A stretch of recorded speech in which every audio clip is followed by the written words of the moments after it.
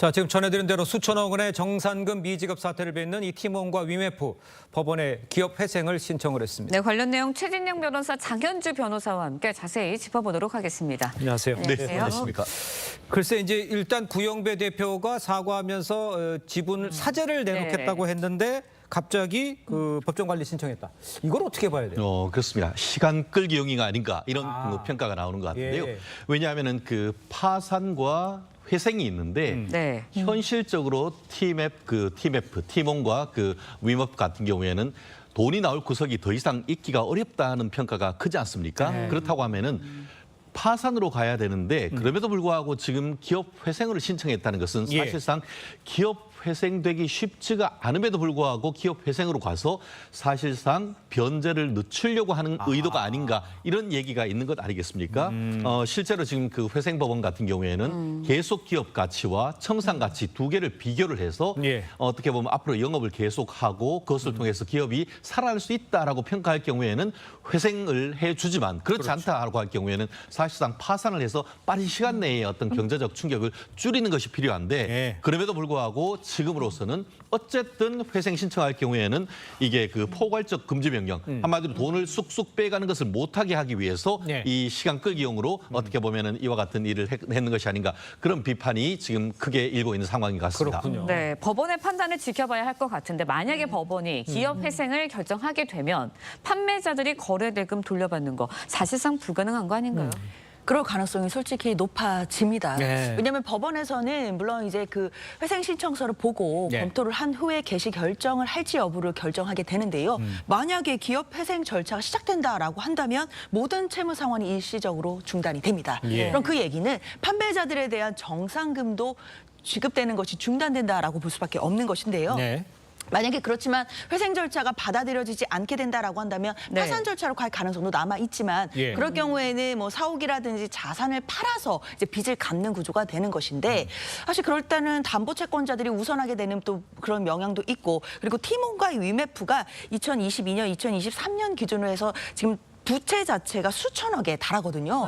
그렇기 때문에 과연 판매자들에게 정상금을 제대로 지급할 그런 자금적인 여력이 있는지 이런 부분들이 매우 우려되는 그런 상황입니다. 알겠습니다. 네. 일단 법무부는요. 구영배 대표와 이 팀원 위메프 경영진 등에 대해서 출국 금지 조치를 내린 상황으로 지금 알려져 있습니다. 그러니까 이제 이번 사태와 관련해서 검, 경 모두 이제 본격적인 수사에 착수가 된 상황인데 수사는 어떤 관례로 진행을 해야 되는 상황입니까? 그렇습니다. 누가 수사하고 무엇을 수사하느냐 이 두 가지가 쟁점인 것 같은데요. 지금 검찰과 경찰이 동시에 수사를 하고 있다 이렇게 평가를 할 수 있을 것 같습니다. 검찰 같은 경우에는 예전에 이른바 대검 중수부 역할을 하고 있는 서울중앙지방검찰청 이 그 반부패 수사부에서 이 사건에 대해서 검사 7명의 특별수사팀을 꾸려서 수사를 하고 있다라고 지금 밝혀지고 있고요.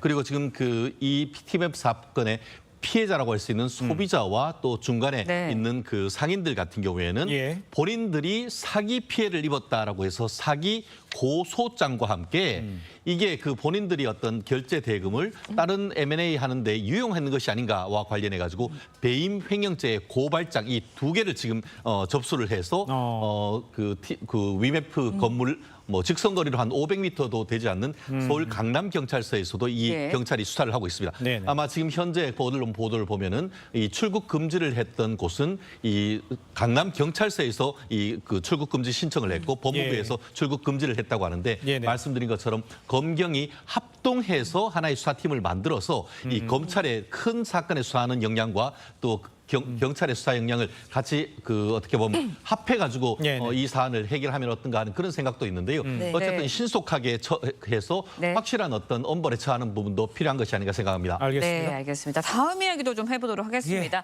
어제 이거 굉장히 뜨거웠는데요. 당첨만 되면 큰 시세 차익 예상되는 이른바 로또 청약 3개 단지에서 진행이 됐습니다. 그러면서 청약홈 사이트가 마비가 됐는데 어느 정도 인기가 높았던 거예요? 사실 어제 이 부분 많은 국민들이 관심 있으셨고 저도 지금 궁금해서 한번 들어가 봤었거든요. 그랬더니 진짜 뭐 대기자가 몇십만 명 그리고 뭐 몇 시간을 기다려야 된다 이렇게 나오더라고요. 그만큼 지금 어제 로또 청약이다 이렇게 해서 어제가 정말 빅데이였습니다.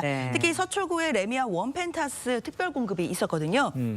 어제 이제 청약점수 홈페이지가 그래서 하루 종일 또 진짜 마비가 된 상황이었는데 네. 어제 특별공급에 114가구 모집에 4만 183명이 신청을 해서 평균 352.5대 1의 경쟁률을 기록했습니다. 어마어마한 상황이고요. 예. 그리고 원펜타스 외에도 양천구 호반 서밋 목동도 있었고요. 예. 그리고 화성시 동탄역 롯데캐슬 네 채도 청약에 더해졌습니다. 예. 근데 이게 문제가 주변 시세보다 5억에서 10억 정도 저렴하다라고 해서 이른바 로또 청약으로 불리게 되면서 화제가 된 건데요. 예. 그래서 홈페이지가 마비되는 바람에 일단 한국부동산원 측에서 기존에 오후 5시 30분이 마감이었지만 오후 11시까지 시간도 연장을 했고 네네. 게다가 동탄역 롯데캐슬 같은 경우에는 예. 이 무순위 청약이 오늘까지로 그 청약 기간이 오늘 오후 그래요? 5시 30분까지로 미뤄졌기 때문에 혹시 관심 있으신 시청자분들께서는 오늘 한번 들어가 보셔도 괜찮을 것 같습니다. 알겠습니다. 네. 그런데 일단 그 신축 아파트 분양가 갈수록 오르지만 이 평균 청약 예. 경쟁률 세 자릿수를 넘는 경우 요즘 많은 네. 것 같아요. 그렇습니다. 사실 지금 이 시간에 청약홈, 어플라이홈 같은 경우에도